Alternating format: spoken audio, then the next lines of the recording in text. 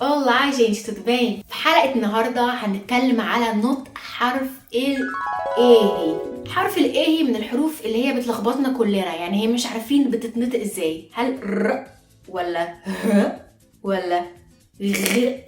سمعناها في حياتنا بكذا نطق مش عارفين ننطقها ازاي، بس في الحلقة النهاردة هوريكم ازاي بننطق حرف ال A في اي كلمة، فخليكم معايا. بس قبل ما ابتدي الفيديو ما تنسوش تعملوا اشتراك في القناة وتفعلوا الجرس علشان كل مرة انزل فيديو يجيلكوا اشعار ان انا نزلت فيديو وتروحوا تتفرجوا عليه على طول جري كده من غير اي تفكير.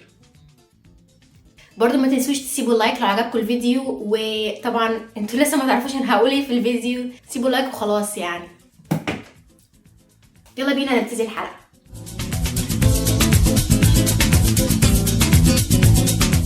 في الاول هقول لكم ازاي ننطق حرف الاي في اول الكلمة، في نص الكلمة، في اخر الكلمة.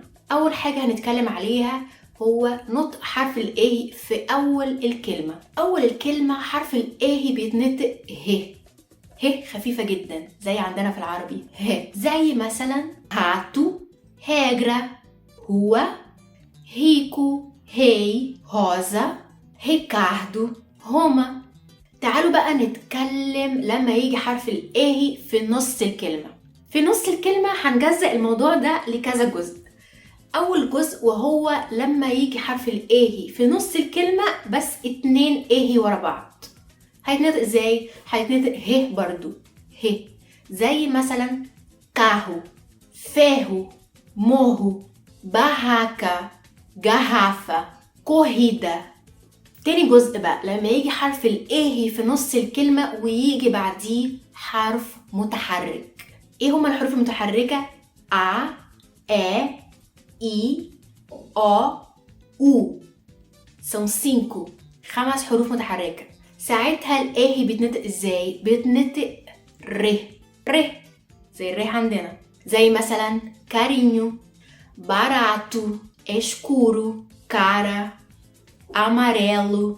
بعد كده لما يجي حرف الايه في نص الكلمة وجي بعديه حرف مش متحرك، حرف ساكن، ساعتها الايه دي بتتنطق على حسب المنطقة في البرازيل. يعني ايه؟ كل جزء من البرازيل، كل ولاية او كل منطقة في البرازيل ليها اللكنة المخصصة ليها. يعني احنا مش بس عندنا اختلاف في نطق اللغة من بلد لبلد، يعني مثلا زي البرتغالي الاوروبي اللي بيتكلموا في البرتغال والبرتغالي البرازيلي اللي بيتكلموا في البرازيل، لا، جوه البرازيل نفسها متقسمة لمناطق وكل منطقة ليها النطق بتاعها. طبعا مش في كل الحروف وكل الاصوات، لا، في اصوات معينة بتختلف على حسب المنطقة. نرجع تاني لموضوعنا. الايه لما تيجي في نص الكلمة ويجي بعديها حرف ساكن، ساعتها الايه بتتنطق على حسب المنطقة. علشان تعرفوا انا في القناة دي بتكلم اللكنة بتاعت هيو دي جانيرو. الكلمة دي مثلا انا هنطقها كاهتيرا، اتنطقت ه عادي، كاهتيرا، زي ما بننطق حرف الايه في اول الكلمة. الناس بقى في ساو باولو بينطقوا الايه اللي بيجي بعديها حرف ساكن بينطقوها ره، كارتيرا. طيب هديكم مثال تاني. الكلمة دي أنا بنطقها بورتا، بورتا. الناس مثلا في ساو باولو بينطقوها بورتا. مثال تاني، بصوا على الكلمة دي وحاولوا تنطقوها. اوكي، أنا هنطقها مارسيلو. مارسيلو ده اسم راجل. ناس تانية ممكن تقولها مارسيلو. تيجي تتعلموا البرتغالي وتحديدا البرتغالي البرازيلي وانتوا بتسمعوا حد معين لازم تعرفوا برضو هو منين، يعني بيتكلم منين. مش في الاول، مش بالضروري في الاول يعني، بس مع الوقت حاولوا تعرفوا الشخص ده بيتكلم بأنهي لكنة ومنين، فاهميني؟ هديكم مثال تاني وهو ده.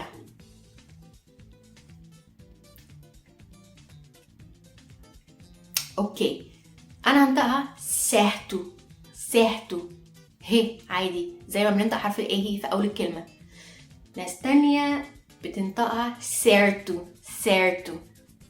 طيب اخر حالة من الحالات لما يجي حرف الايه في نص الكلمة وهو لما يجي قبل حرف الايه حرف القاسي او الاني، ساعتها حرف الاهي هيتنطق ه عادي. طيب زي ايه؟ عندنا كلمة امها، عندنا برضو كلمة ازهايو. اخر حالة لما يجي حرف الاهي في اخر الكلمة، ساعتها الاهي هتتنطق على حسب المنطقة في البرازيل. انا بنطقه اهي خفيفة، ه ما ا بيبي كومي اندا اما فلو. شايفين ه كده هوا بيطلع من بقي. لو عجبكم الفيديو سيبوا لايك، وكمان لو مش عاملين اشتراك في القناة اشتركوا في القناة، مش بأمركم انتوا براحتكم يعني. ما تنسوش تفعلوا الجرس عشان كل مرة انزل فيديو يجيلكوا اشعار ان انا نزلت فيديو، فتروحوا جري كده تتفرجوا عليه من غير اي تفكير. وبكده خلصنا الحلقة.